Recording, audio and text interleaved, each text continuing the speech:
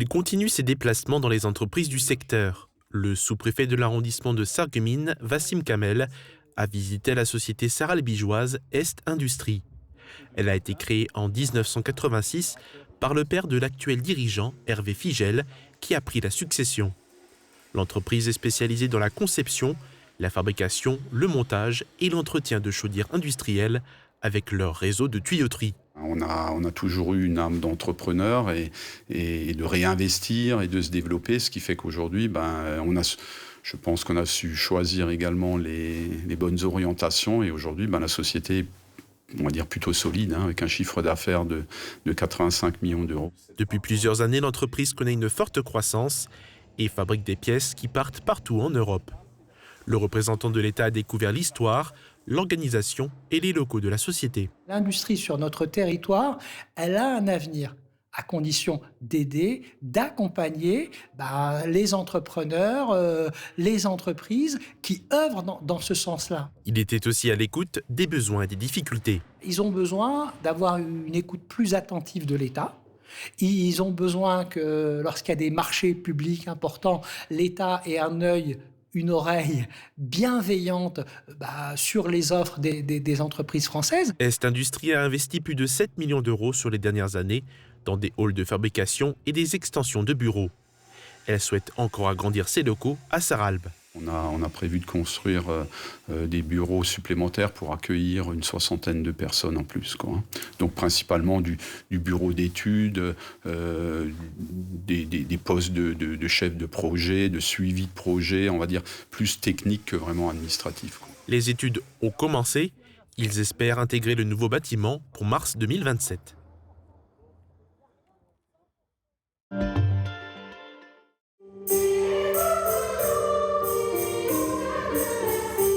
Un concert de Noël solidaire à Bitche. La maîtrise de la cathédrale de Metz est une école de chant avec 3 chœurs d'enfants et d'adultes. Elle participe aux offices de la cathédrale et propose des concerts dans la région. Ce week-end, les 50 choristes et 5 instrumentistes ont proposé leur programme à l'église Sainte-Catherine de Bitche avec le directeur musical de la maîtrise, Christophe Bergossi.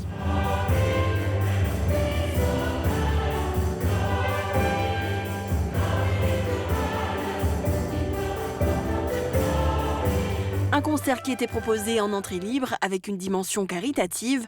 Les dons récoltés ont été remis à l'association Caritas Moselle dans le pays de Bitche. Elle mène plusieurs activités, notamment le transport d'utilité sociale, des ateliers cuisine ou encore du dépannage d'aide alimentaire pour les enfants de 0 à 3 ans.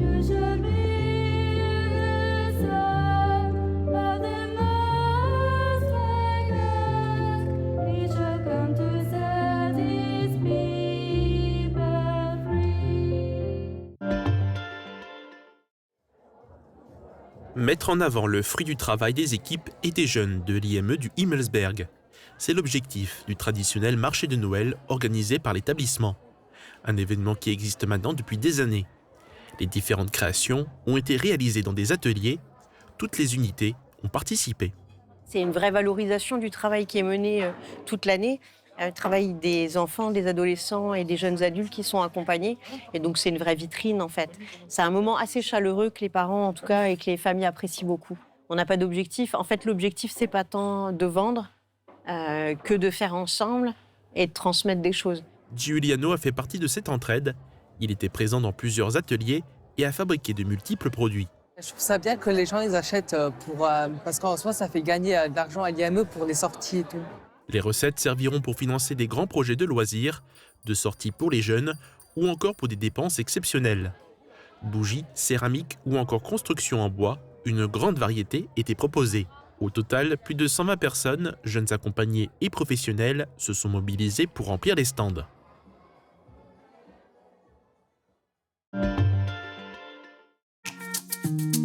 Couverture et zinguerie, une toiture Moder Habitat apporte sécurité, protection et pérennité par tous les temps.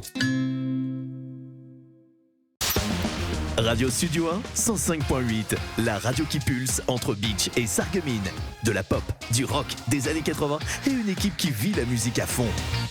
Radio Studio 1. Super Orbach vous accueille au quotidien et par tous les temps. Nos traiteurs vous servent avec le sourire au rayon charcuterie. Et pour des desserts toujours plus réussis, rendez-vous dans notre boulangerie-pâtisserie. La météo avec U, commerçant autrement. Bonjour tout le monde, de nombreux marchés de Noël ont déjà ouvert et resteront ouverts jusqu'à Noël, mais certains vont ouvrir plus ponctuellement et notamment ce week-end. C'est le cas du marché de Noël de Sourtes organisé par les Rubans Roses du Sabot qui aura lieu vendredi dès 18h sur le parking du musée du Sabot. Le marché de Noël de l'EHPAD Les Myosotis de Bitche qui ouvrira ce samedi de 14h30 à 20h ou encore celui du Domino's Bar de Lemberg qui aura lieu dimanche de 10h à 18h. Est-ce que vous aimez aussi soutenir des petites associations par le biais de marchés de Noël? Dites-le nous dans les commentaires sur notre page Facebook. Et côté météo pour demain, le ciel sera toujours couvert en première partie de journée, puis quelques éclaircies prendront le relais dans l'après-midi. Côté température, les minimales iront de 3 à 4 degrés et les maximales de 6 à 7 degrés. Demain, nous fêtons les François-Xavier et il fera jour de 8h05 à 16h37. Passez tous encore une belle journée en notre compagnie et à demain!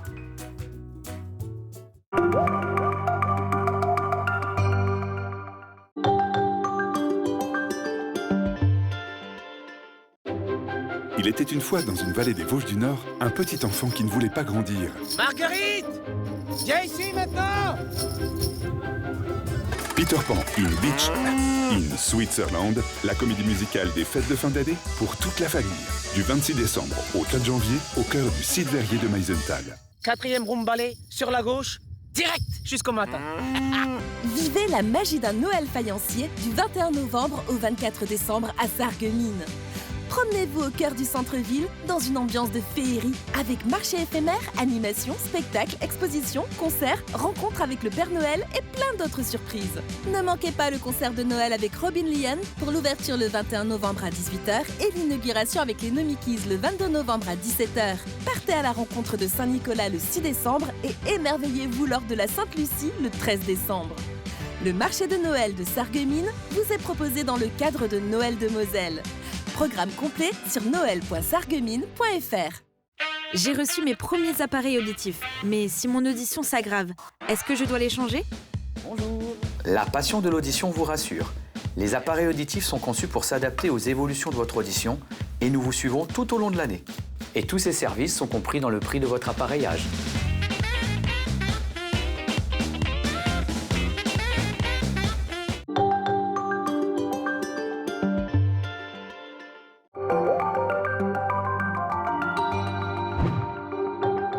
Bonjour liebe Zuschauer, am Sonntag ist wieder Kaffeekränzel.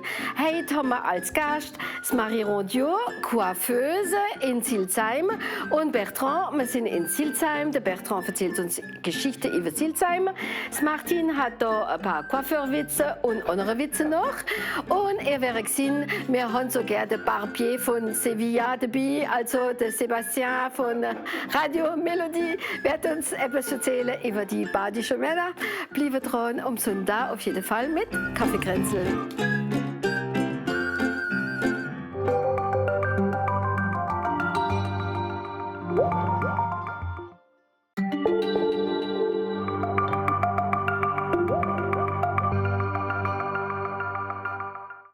Bonjour à tous, parlons emploi et jeunesse tout de suite sur Mosaïque Cristal.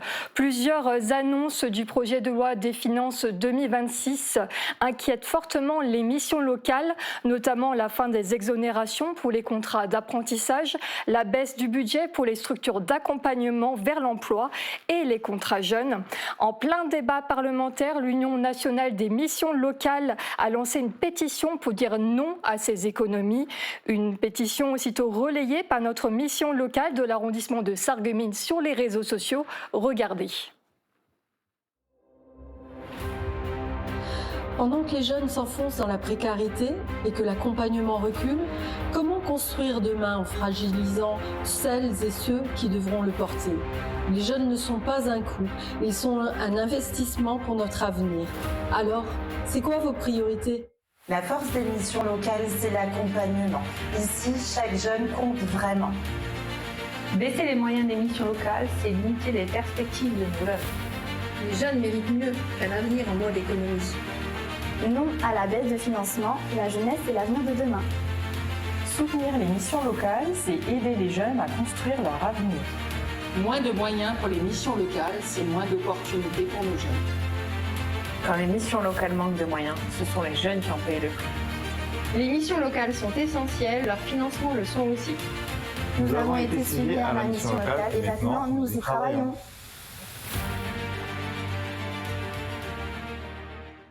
Alors pour en parler justement avec nous, nous recevons aujourd'hui Paula Vicencio-Beck, donc directrice de la mission locale de l'arrondissement de Sarreguemines. Bonjour à vous. Bonjour Camille. Merci d'être parmi nous sur Mosaïque Cristal.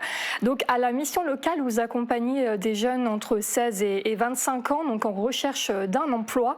D'abord pour bien resituer les choses avant de rentrer dans le vif du sujet de ce nouveau projet de loi 2026, pensez-vous avoir suffisamment de moyens aujourd'hui pour accompagner ces jeunes en recherche d'un emploi sur l'arrondissement de Sarreguemines? Bonne question.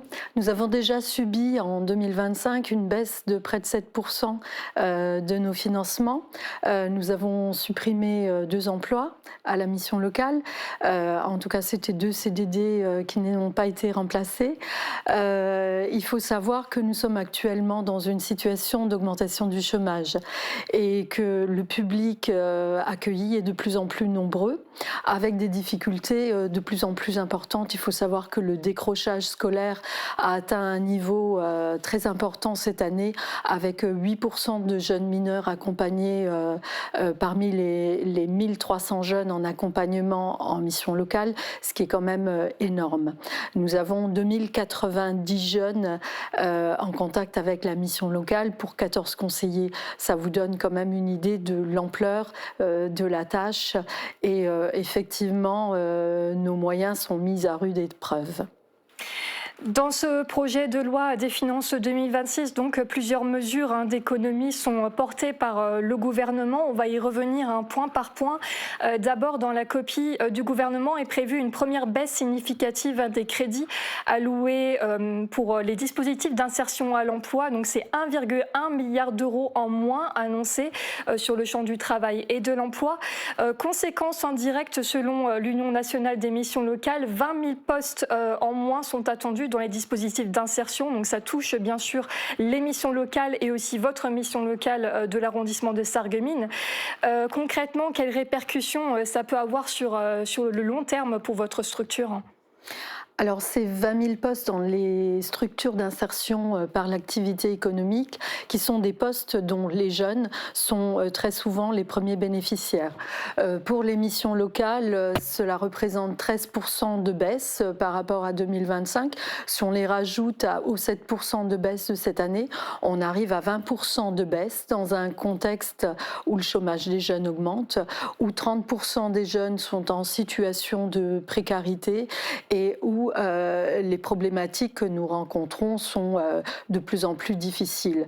Sur notre territoire, le chômage a augmenté, il est passé à 6,8% et les jeunes sont les premières victimes du chômage, puisque très souvent ils sont les derniers arrivés dans l'entreprise, donc les premiers à repartir. Ils bénéficient souvent de contrats intérimaires ou de contrats de courte durée et ils sont souvent les premiers à partir lorsque une entreprise ne renouvelle pas ses contrats ou a des difficultés par rapport à son carnet de commandes.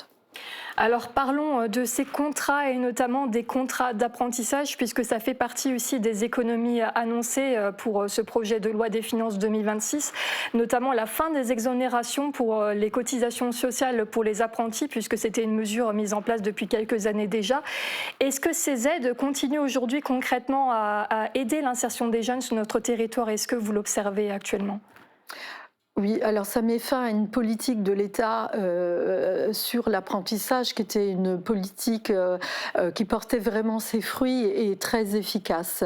Là, la baisse d'exonération de charges va faire en sorte que les apprentis, qui sont souvent des jeunes qui vivent avec 600, 800 euros par mois, vont avoir une baisse de leur salaire de près de 100 euros, ce qui est quand même tout à fait important. Beaucoup d'apprentis sont déjà dans des situations de précarité. Il faut savoir que parfois, l'apprentissage vous amène à avoir 2 domiciles, le domicile proche de l'entreprise et puis il faut souvent louer une chambre en internat auprès d'un CFA. Donc ça va être très compliqué, d'autant plus que à cela se rajoute la fin des aides pour les apprentis au financement du permis de conduire. Or, la mobilité aujourd'hui est l'un des, peut-être le principal frein, en tout cas sur notre territoire, à l'emploi des jeunes.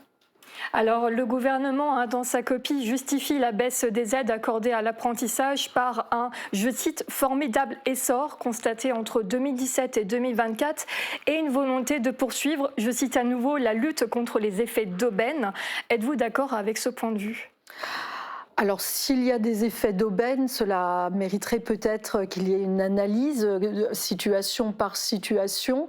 On voit quand même sur notre territoire, par exemple avec l'installation du CFA, du BTP, qu'il n'y a pas d'effet d'aubaine. Il y a un vrai besoin qui a été comblé et qui correspond quand même à un secteur très en tension où les entreprises jouent le jeu de l'apprentissage et embauchent à l'issue. Il y a un taux d'insertion professionnelle à l'issue du diplôme qui est quand même très très important et je pense que plutôt que de sabrer toute une politique qui fonctionne bien, il aurait été peut-être plus intéressant d'établir cas par cas où sont les effets d'aubaine et effectivement de travailler sur ces points d'achoppement. En parlant de travail sur ces effets d'aubaine, le gouvernement souhaite renforcer les contrôles auprès des entreprises qui bénéficient d'aides pour les contrats d'apprentissage, puisqu'il y a aussi des aides qui ont été réduites dernièrement, qui sont allouées à ces entreprises qui signent des contrats d'apprentissage. Êtes-vous d'accord avec ce point de contrôler un peu plus les entreprises ?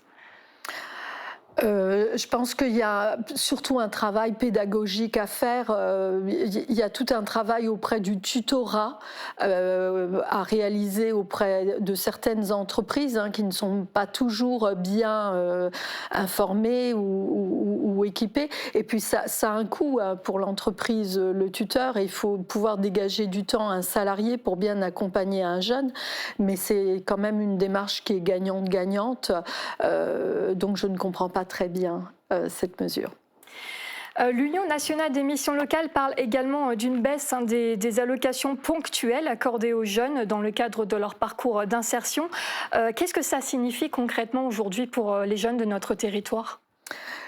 Donc cela concerne les jeunes que la mission locale accompagne dans le cadre du PACEA. C'est un contrat d'accompagnement qui est contractualisé avec des engagements de part et d'autre. Et les jeunes peuvent de façon ponctuelle pendant leur parcours bénéficier d'une aide qui peut être qui est toujours liée à leur insertion sociale et professionnelle, mais cette aide est très importante. Il faut savoir qu'avant 25 ans, il n'y a pas de RSA. Donc ça permet à des jeunes qui, par exemple, se retrouvent en fin d'indemnité chômage parce que la réforme du chômage a particulièrement déjà pénalisé les jeunes, de pouvoir bénéficier d'une aide ponctuelle pour payer, par exemple, un loyer, un plein d'essence pour se rendre en entreprise, donc faire des démarches d'insertion professionnelle. Et donc là, c'est 53 millions d'euros qui vont être ponctionnés directement sur notre jeunesse. Donc vous tirez la sonnette d'alarme aujourd'hui face à cette situation. Donc. Oui, d'autant plus que par rapport à ce que vous avez dit, ces aides-là sont déjà très très contrôlées. Il n'y a absolument aucune dérive et donc c'est bien la contrepartie d'un engagement qui est réalisé par le jeune et ça répond vraiment à un besoin. C'est-à-dire un jeune qui a besoin d'aller en entreprise, il a besoin d'un plein d'essence. Ça permet de financer des choses comme ça, qui sont des choses très concrètes. Eh bien, merci beaucoup d'être venu partager toutes ces annonces et finalement votre réaction par rapport à ces annonces du projet de loi de finances 2026 sur notre plateau sur Mosaïque Cristal. Effectivement, le projet de loi doit être examiné toujours ces prochains temps, d'abord par le Sénat suite au rejet donc, de la partie recettes par les députés. Ensuite, les députés et sénateurs doivent se réunir en commission paritaire mixte et se mettre d'accord au plus tard d'ici Noël. Affaire à suivre donc sur Mosaïque Cristal.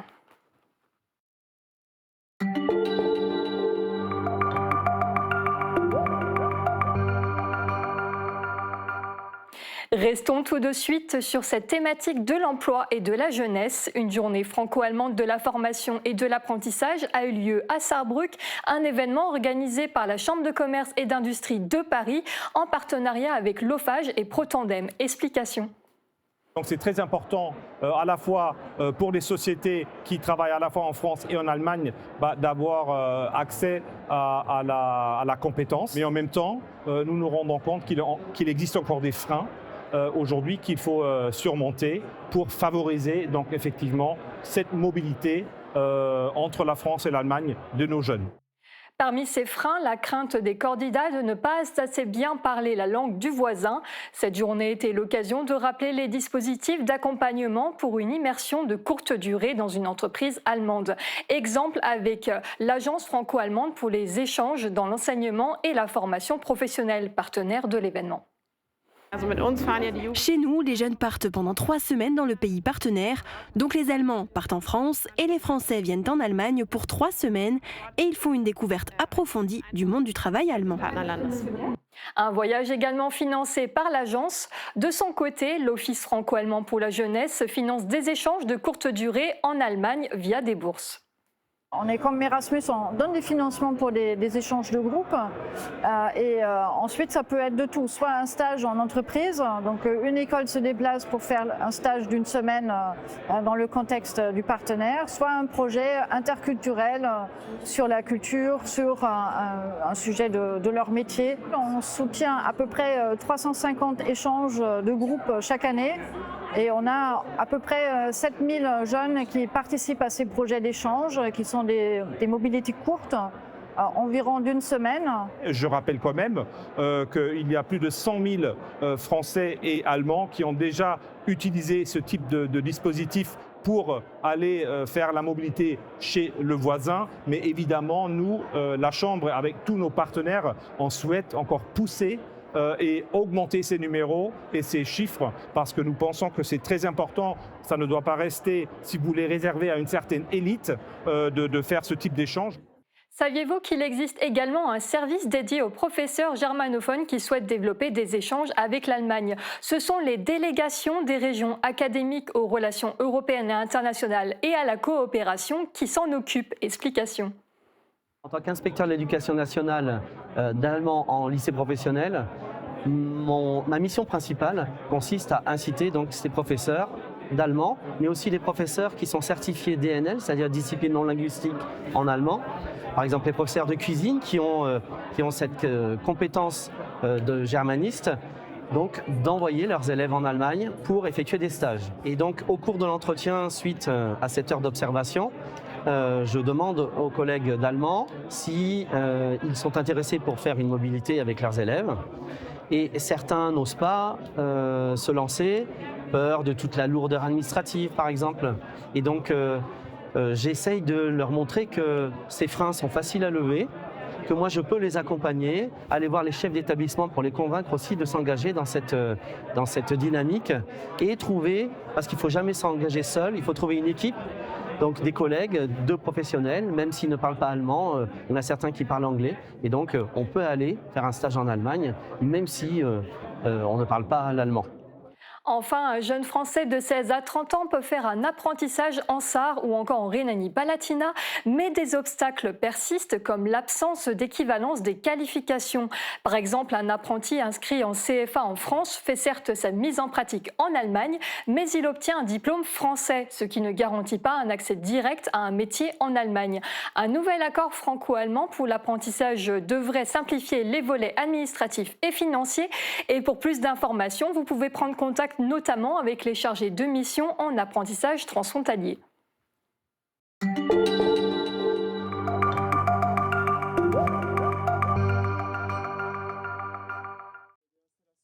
Là, le plus gros effet, il y a encore le lumineux à faire sur certaines pièces. La mise en place des illuminations, sapins et autres décorations de Noël touche à sa fin pour ce passionné des fêtes de fin d'année. Cela fait 30 ans que Dominique Brastenhofer décore énormément sa maison pour Noël. Donc j'étais un des pionniers du village à commencer avec ceci. Je décore la maison pour les fêtes de Pâques, pour les fêtes d'Halloween. Halloween, c'est plutôt pour les enfants. Noël, pour moi, représente un moment de fête, un moment de partage, un grand moment de partage et un moment de tradition. Sa collection de Noël est composée de 150 à 200 pièces différentes.